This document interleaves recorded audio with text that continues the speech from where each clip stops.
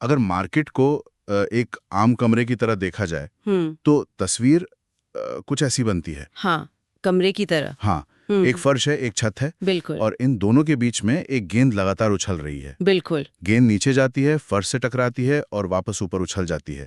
फिर वो पूरी ताकत से ऊपर जाती है, छत से टकराती है और अचानक वापस नीचे गिर पड़ती है। एग्जैक्टली वापस गिर पड़ती है। तो टेक्निकल एनालिसिस की दुनिया में वो उछलती हुई गेंद और कुछ नहीं बल्कि मार्केट का प्राइस है।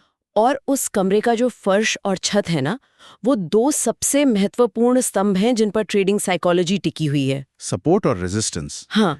क्योंकि इनके बिना चार्ट पर प्राइस की दिशा का अंदाजा लगाना मतलब अंधेरे में तीर चलाने जैसा है। सही कहा। तो आज हमारे पास इन्हीं कॉन्सेप्ट्स की एक गहन चर्चा के लिए वर्सिटी बाय ज़ीरोधा के कुछ नोट्स हैं। ये बहुत ही बढ़िया सोर्स है नए ट्रेडर्स के लिए। बिल्कुल। और इन नोट्स पर आधारित हमारा मुख्य उद्देश्य सिर्फ इन टेक्निकल लाइंस को चार्ट पर खींचना नहीं है, बल्कि उनके पीछे छुपे उस पूरे मैकेनिज्म को समझना है जो एक बिल्कुल नए शुरुआती ट्रेडर को एक साफ दिशा दे सके। राइट। क्योंकि देखिए, कैंडलस्टिक्स की बात जब भी होती है तो एंट्री कहाँ करनी है और स्टॉप लॉस कहाँ लगाना है, ये तो समझ आ जाता है। हाँ, कैंडलस्टिक्स बताती हैं कि मूड क्या है। पर सबसे बड़ा सवाल वहां छूट जाता है कि टारगेट प्राइस क्या होगा। वही तो, एक ट्रेडर अपना मुनाफा कहाँ बुक करे, ये बहुत जरूरी है। यही सबसे बड़ा मुद्दा है। मतलब सिर्फ एंट्री लेना काफी नहीं होता, एग्जिट स्ट्रैटेजी का ना होना किसी भी ट्रेड को नुकसान में बदल सकता है। तो टारगेट तय करना ही आज की इस चर्चा का मुख्य मकसद है। और सपोर्ट और रेजिस्टेंस इसमें सबसे बड़ा किरदार निभाते हैं। एक सक्सेसफुल ट्रेड के लिए ये जानना बहुत जरूरी है कि प्राइस कहाँ जाकर रुकने वाला है या कहाँ से पलटने वाला है। तो चलिए बुनियाद से शुरू करते हैं। पहले उस छत की बात करते हैं जिसे हम रेजिस्टेंस कहते हैं। छत यानी रुकावट। हाँ, टेक्निकल भाषा में उसे वो प्राइस पॉइंट बताया गया है जो करंट मार्केट प्राइस यानी सीएमपी से हमेशा ऊपर होता है। बिल्कुल ऊपर होता है। कहा जाता है कि यहाँ मार्केट में मैक्सिमम सप्लाई आने की उम्मीद होती है।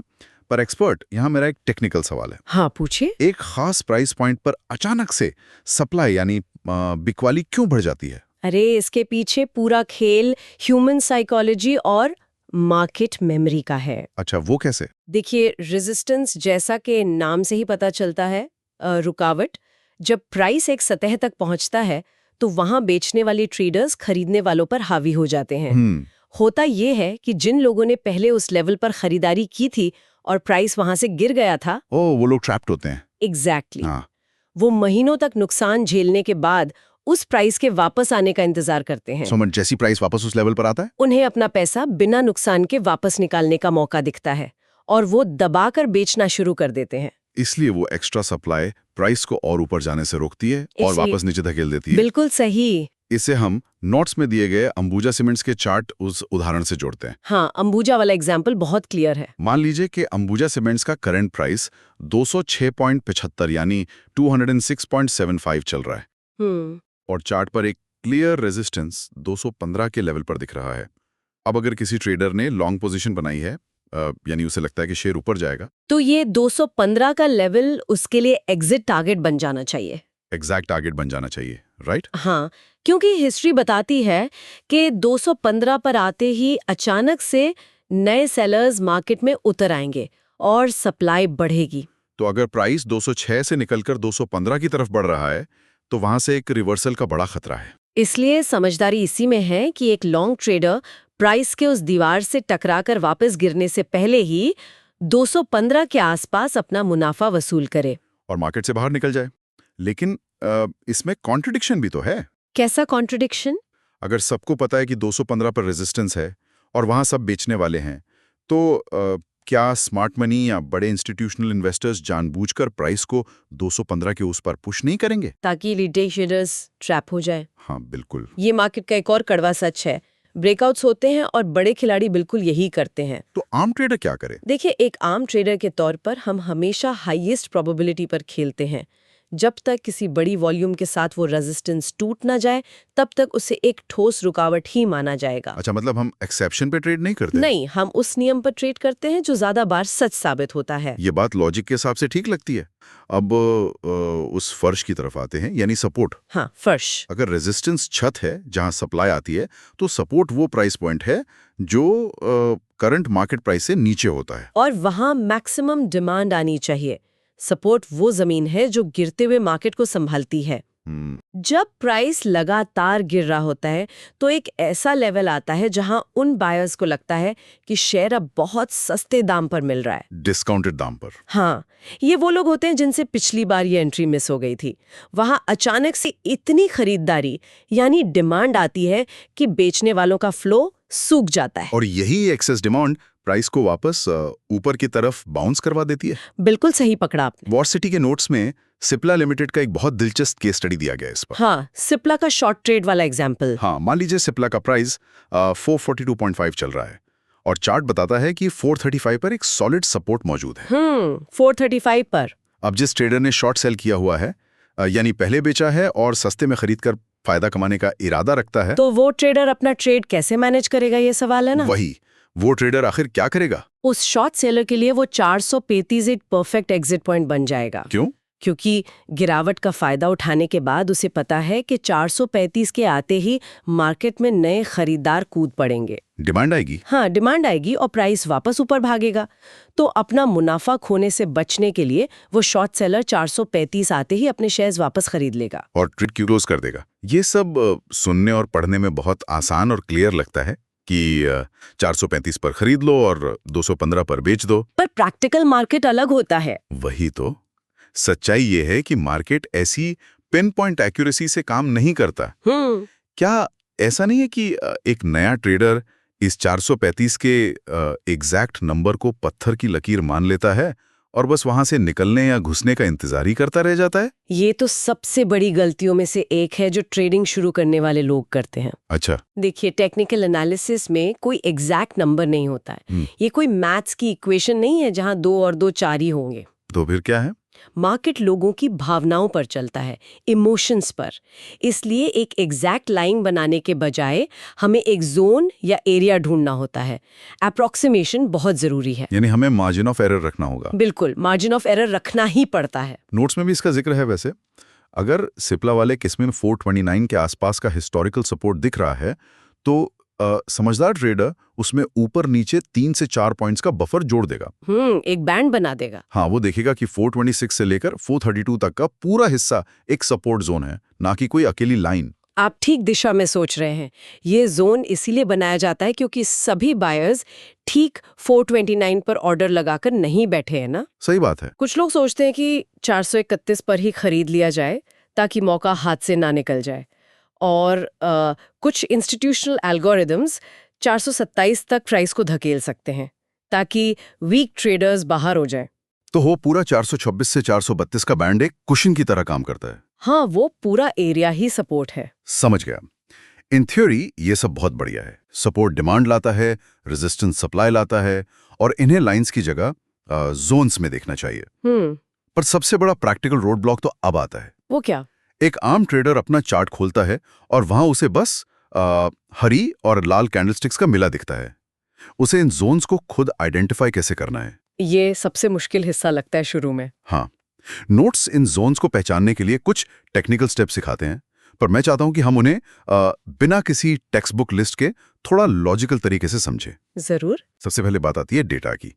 चार्ट पर कितना डेटा होना जरूरी है इन लाइंस को ढूंढने के लिए? देखिए, डेटा की जरूरत इस बात पर निर्भर करती है कि आपकी ट्रेडिंग का अंदाज कैसा है। अच्छा। एक इंट्राडे या शॉर्ट टर्म ट्रेडर जिसे कुछ दिन के लिए पोजीशन होल्ड करनी है, जैसे BTST ट्रेड्स होते हैं, उसके लिए पिछले 3 से 6 महीने का डेटा काफी होता है। 3 से 6 महीने? हाँ, क्योंकि उस वक्त के दौरान मार्केट का जो बिहेवियर रहा है वो आने वाले 2-3 दिन का आईना बन जाता है। पर अगर कोई लंबी गेम खेलना चाहता है, स्विंग ट्रेड्स या कुछ हफ्तों से महीनों तक चलने वाली पोजीशन बनानी हो, तो 3 महीने का डेटा तो छोटी तस्वीर ही दिखाएगा। वहां नजरिया थोड़ा बड़ा करना पड़ता है। ऐसे ट्रेड्स के लिए चार्ट पर कम से कम 12 से 18 महीने का डेटा लोड करना पड़ता है। बाप रे, 18 महीने। हाँ, और यहाँ एक दिलचस्प विजुअल चैलेंज आता है जो नए लोगों को परेशान करता है। हाँ, मैंने नोट किया ये। जब आप एक छोटी स्क्रीन पर 18 महीने का डेटा फिट करने की कोशिश करते हैं तो चार्ट पूरी तरह से कंप्रेस्ड या सिकुड़ा हुआ हो जाता है। बिल्कुल। कैंडलस्टिक्स की डिटेल्स, उनके विक्स सब गायब हो जाते हैं और वो बस एक लाल हरी दीवार बन जाती है। ट्रेडर्स घबरा जाते हैं कि इस घिचपिच में वो एनालिसिस कैसे करेंगे। घबराने की जरूरत नहीं होती क्योंकि उस कंप्रेस्ड चार्ट में ही ना सबसे साफ कहानी नजर आती है। वो कैसे? जब आप माइक्रो डिटेल्स को छोड़कर उस बड़ी तस्वीर को देखते हैं तभी आपको मार्केट का मैक्रो स्ट्रक्चर समझ आता है। इसके बाद का काम होता है उन खास जगहों को ढूंढना जहां प्राइस ने कुछ अजीब व्यवहार किया हो। टेक्निकल एनालिसिस में इन्हें प्राइस एक्शन जोन्स या स्टिकी पॉइंट्स कहते हैं। स्टिकी पॉइंट्स यानी ऐसी जगह जहां मार्केट चोट खाता है या अटक जाता है। हाँ, वही स्टिकी पॉइंट्स। नोट्स में 3 तरह के व्यवहार पर गौर करने को कहा गया है। पहला, जब प्राइस थोड़ा ऊपर जा रहा हो और अचानक किसी पॉइंट पर आकर उसमें हिचकिचाहट आने लगी, यानी हेजिटेशन। राइट। गेंद छत को छूती है पर तुरंत नीचे आने के बजाय वहां घिसटने लगती है। यहाँ बायर और सेलर का टग ऑफ वॉर चल रहा होता है। और दूसरा व्यवहार ठीक इसका उल्टा है। अच्छा। जब मार्केट गिर रहा हो और एक लेवल पर आकर गिरावट थम जाए, प्राइस नीचे आने से इनकार करने लगे लेकिन तुरंत ऊपर भी ना उछले। ये भी हेजिटेशन है पर नीचे की तरफ। बिल्कुल। और तीसरा व्यवहार सबसे क्लियर और एग्रेसिव होता है जिसे हम शार्प रिवर्सल्स कहते हैं। शार्प रिवर्सल्स, वही वी शेप वाले। हाँ, प्राइस एक लेवल पर आता है और बिना किसी हिचकिचाहट के गोली की रफ्तार से वी शेप में वापस पलट जाता है। ये तीनों सिचुएशंस चार्ट पर उन निशानों की तरह हैं जो बताते हैं कि यहाँ कोई बड़ी हलचल हुई थी। तो हमने लंबा डेटा देख लिया और चार्ट पर ऐसे स्टिकी पॉइंट्स ढूंढ भी लिए जहां प्राइस अटका था या वी शेप में घूमा था। पर एक साल के चार्ट में तो ऐसे सैकड़ों पॉइंट्स मिल जाएंगे। अगर सब पर लाइन खींचती तो चार्ट पर लाइंस के अलावा कुछ बचेगा ही नहीं। इन पॉइंट्स में से सही जोन्स कैसे झांटें? यही तो एनालिसिस का असली टेस्ट है। चार्ट पर ढेरों स्टिकी पॉइंट्स होंगे लेकिन हमें सिर्फ उन पॉइंट्स पर गौर करना है जो एक दूसरे के साथ लगभग एक ही हॉरिजॉन्टल सीध में आते हों। एक ही लाइन में? हाँ, अगर हमारे पास 3 या उससे ज्यादा पॉइंट्स हैं जो एक ही प्राइस लेवल के आसपास आकर मार्केट को रोक रहे हैं तभी वो एक वैलिड जोन बनेगा। मैं इस पर थोड़ा डाउट कर रहा हूं। क्यों, क्या हुआ? मान लीजिए मुझे चार्ट पर ऐसे 3 स्टिकी पॉइंट्स मिल गए जो एग्जैक्टली 430 के लेवल पर हैं, लेकिन पहला पॉइंट जो पिछले मंगलवार का है, दूसरा बुधवार का और तीसरा जुमेरात का। क्या इस लगातार आने वाले पैटर्न को मैं एक ठोस सपोर्ट या रेजिस्टेंस मान लूंगा? नहीं, और ये एक बहुत बड़ी ट्रैप है जिसमें लोग फंसते हैं। अच्छा। ये पॉइंट्स समय के हिसाब से एक दूसरे से दूर होने चाहिए। इस कॉन्सेप्ट को वेल स्पेस्ड इन टाइम कहा जाता है। Well spaced in time? हाँ, अगर आपका पहला पॉइंट मई के शुरू में आया था तो दूसरा पॉइंट उसके ठीक अगले दिन का नहीं हो सकता। दूसरा पॉइंट शायद मई के आखिर में या जून में बनना चाहिए। इसके पीछे का लॉजिक क्या है? समय का फासला इतना जरूरी क्यों है? देखिए, मार्केट मेमोरी और इंस्टीट्यूशनल वॉल्यूम्स की वजह से एक दिन या 2 दिन में जो उथल पुथल होती है ना, वो सिर्फ छोटे रिटेल ट्रेडर्स या इंट्राडे नॉइज की वजह से हो सकती है। Retail noise. लेकिन अगर एक प्राइस लेवल 2 महीने बाद भी उतना ही रेलेवेंट है कि मार्केट वहां जाकर पलट रहा है, तो इसका मतलब है कि उस लेवल पर बड़े बैंक्स और इंस्टीट्यूशंस का ध्यान है। वहां उनके बड़े ऑर्डर्स पड़े हैं। बिल्कुल। समय का गैप इस बात का सबूत है कि वो लेवल सिर्फ एक हफ्ते का ट्रेंड नहीं बल्कि एक लंबे समय की मार्केट बाउंड्री है। ये मैकेनिज्म सच में आंखें खोलने वाला है। मतलब सारा खेल उन इंस्टीट्यूशंस की फुटप्रिंट पकड़ने का है। वही तो। जब हम लंबा डाटा लेते हैं, उन वेल स्पेस्ड और एक ही लेवल पर रुके हुए जोन्स को पहचानते हैं, तो आखिर में हमें बस उन्हें मिलाते हुए एक पतली सी हॉरिजॉन्टल लाइन या बेहतर कहें तो एक जोन ड्रॉ करना होता है। बिल्कुल। उन लगभग एक समान पॉइंट्स के बीच एक हॉरिजॉन्टल बैंड बना दीजिए। अब बस ये तय करना बाकी रह जाता है कि वो लाइन आज के कॉन्टेक्स्ट में क्या किरदार निभाएगी। अगर वो horizontal zone current market price यानी CMP से ऊपर टिका हुआ है तो वो रेजिस्टेंस है, और अगर वो जोन CMP के नीचे है तो वो मार्केट का सपोर्ट बन गया। हाँ, एकदम ठीक। जैसे सिप्ला वाले उदाहरण में देखा गया कि चार्ट पर 429 के लेवल के आसपास ऐसे ही वेल स्पेस्ड 4 स्टिकी पॉइंट्स से जहां शार्प रिवर्सल्स देखने को मिले थे। उस वक्त करंट मार्केट प्राइस 442.5 चल रहा था। चूंकि 429 करंट प्राइस से नीचे था, तो बिना सोचे वो 426 से 432 का एरिया एक इमीडिएट और लंबा सपोर्ट जोन बन गया। हाँ, बिल्कुल ऐसे। एक ट्रेडर के लिए ये नॉलेज बहुत एम्पावरिंग है। लेकिन यहाँ मेरा एक फिलोसॉफिकल और प्रैक्टिकल सवाल है। हाँ, पूछिए। ये लाइंस हमारी स्क्रीन पर हैं, पर क्या रियल वर्ल्ड में मार्केट सच में इन लाइंस की इज्जत करता है? क्या हमेशा इन लेवल से प्राइस घूमेगा ही? अरे, टेक्निकल एनालिसिस की दुनिया में 100% सर्टेनिटी नाम की कोई चीज होती ही नहीं है। जो कोई ये दावा करे वो सच नहीं बोल रहा। सपोर्ट एंड रेजिस्टेंस लाइंस किसी वापसी की आयरन क्लैड गारंटी नहीं देते। ये पूरा खेल प्रोबेबिलिटी यानी संभावनाओं का है। तो इस प्रोबेबिलिटी की बुनियाद क्या है? हम कैसे मान ले कि पुरानी लाइंस नए मार्केट में काम करेंगी? देखिए, ये इस एक विश्वास पर खड़ा है कि इतिहास खुद को दोहराता है। History tends to repeat itself. Traders इंसान है? हाँ, और इंसानी दिमाग हिस्ट्री और पैटर्न्स के हिसाब से रिएक्ट करता है। अगर एक लेवल पर पिछले 8 महीने में मार्केट ने 3 बार रुक कर दिखाया है कि वहां ओवर सप्लाई है, तो प्रोबेबिलिटी यही कहती है कि चौथी बार भी जब प्राइस वहां आएगा तो क्राउड साइकोलॉजी वैसा ही रिएक्शन देगी। एग्जैक्टली। हम गारंटी पर ट्रेड नहीं करते, हम हाईएस्ट पॉसिबल प्रोबेबिलिटी पर ट्रेड करते हैं। अगर बात प्रोबेबिलिटी की है, तो एक समझदार ट्रेडर इस प्रोबेबिलिटी को अपने पक्ष में ऑप्टिमाइज कैसे करें? क्योंकि दिन में 50 जगह लाइंस खींचकर हर जगह ट्रेड लेना तो अकाउंट खाली करवा देगा। वही तो, ट्रेडिंग में क्वालिटी हमेशा क्वांटिटी से ऊपर होती है, और इस क्वालिटी को पाने का एक ही तरीका है, और वो है चेकलिस्ट। चेकलिस्ट। हाँ, बिना चेकलिस्ट के ट्रेड में कूदना ठीक वैसा ही है जैसे बिना ब्रेक चेक किए हाईवे पर गाड़ी उतारना। जब आप टेक्निकल एनालिसिस के अलग अलग टूल्स को मिलाकर देखते हैं, तब मैजिक होता है। अच्छा, जैसे अपने टाइम टेस्टेड एसएनआर जोन को कैंडल स्टिक्स के साथ अलाइन करना। बिल्कुल, ये बहुत ही जबरदस्त पॉइंट है, और नोट्स में इसका एक डायरेक्ट एप्लीकेशन भी दिया गया है। हाँ। एक एक्सपीरियंस ट्रेडर जानता है कि बुलिश मारूबोजू कैंडल स्टिक क्या होती है। मजबूत बिना विक वाली हरी कैंडल। एग्जैक्टली। वो दिखाती है कि बुल्स पूरे कंट्रोल में है। मान लीजिए चार्ट पर एक परफेक्टली फॉर्म्ड बुलिश मारूबोजू दिखती है, जिसका ओपन था 432, उसने हाई बनाया 449 का, लो था 430, और आखिर में वो क्लोज हुई 448 पर। तो अब यहाँ एक आम ट्रेडर का रिएक्शन क्या होगा? वो कैंडल देखेगा, बुलिश मूड पहचानेगा और 448 पर खरीदारी कर लेगा। और अपने नुकसान को लिमिट करने के लिए वो उसी कैंडल के लोवेस्ट पॉइंट यानी 430 को अपना स्टॉप लॉस सेट कर देगा। ये एक टेक्स्ट बुक टेक्निकल एंट्री हुई, पर इसमें एक चीज मिसिंग है। मिसिंग ये है कि उसने दूसरी पॉसिबिलिटीज पर ध्यान नहीं दिया। लेकिन कहानी में ट्विस्ट तब आएगा जब हम उस मारूबोजू को सपोर्ट लेवल के साथ रखकर देखें। क्या हो अगर उस कैंडल का लो यानी वो 430 का स्टॉप लॉस ठीक उसी जगह रखा हो जहां हमारा पुराना टाइम टेस्टेड सपोर्ट जोन यानी वो 426 से 432 वाला फ्लोर मौजूद है। वाओ, इसे ही डबल कंफर्मेशन कहा जाता है। एक आम ट्रेड और एक हाई प्रोबेबिलिटी ट्रेड के बीच का फर्क यही है।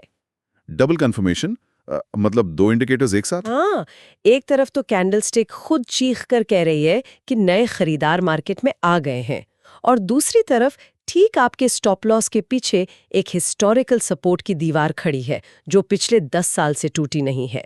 तो अगर बेयर मार्केट उस प्राइस को गिराने की कोशिश भी करेगा तो पहले उसे उस मजबूत हिस्टोरिकल डिमांड वॉल से टकराना होगा। वही तो, ये ट्रेड फेल होने के चांसेस बहुत कम हो जाते हैं। अगर इसको एक रोचक तरीके से समझा जाए तो ये किसी पुराने किले पर हमला रोकने जैसा है। किले पर हमला? हाँ, अकेला कैंडलस्टिक पैटर्न उस किले का गार्ड है जो दरवाजे पर खड़ा है।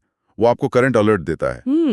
और दीवार? लेकिन अगर दरवाजे के ठीक पीछे किले की सदियों पुरानी दीवार और खाई बनी हुई है जो हमारा हिस्टोरिकल सपोर्ट लेवल है, तो दुश्मन के लिए वहां से अंदर आना लगभग नामुमकिन हो जाता है।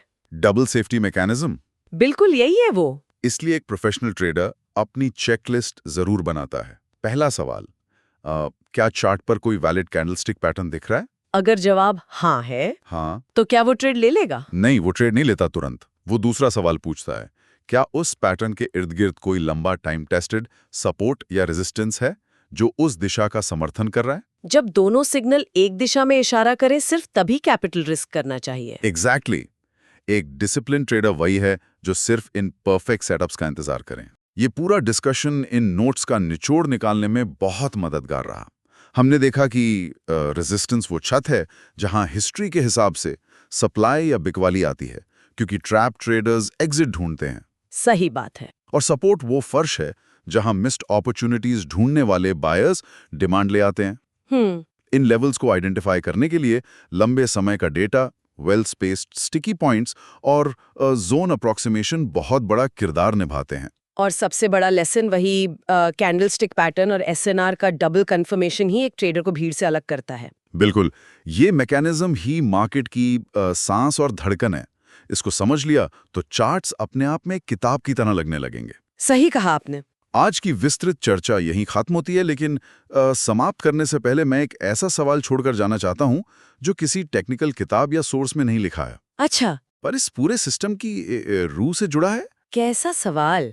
गौर कीजिए कि क्या ये सपोर्ट और रेजिस्टेंस इसलिए काम करते हैं क्योंकि इन चार्ट्स का इकोनॉमी या मार्केट की वास्तविक हालात से कोई गहरा रिश्ता है, या फिर क्या ये लेवल सिर्फ इसलिए सच साबित होते हैं क्योंकि पूरी दुनिया में लाखों करोड़ों ट्रेडर्स एक ही वक्त पर अपनी स्क्रीन पर एक ही लाइंस और एक ही पैटर्न्स को देख रहे हैं? सब वही सपोर्ट देखते हैं, सब एक साथ डिमांड क्रिएट करते हैं और सभी एक साथ बाय का बटन दबा देते हैं।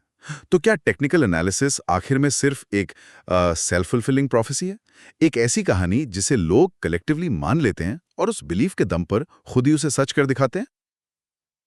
ये तो वाकई सोचने वाली बात है। इस फिलॉसफिकल सवाल पर ध्यान देते रहिएगा सुनने वालों। अपने चार्ट्स ध्यान से पढ़ें और हमेशा बड़ी तस्वीर पर नजर रखें। शुक्रिया।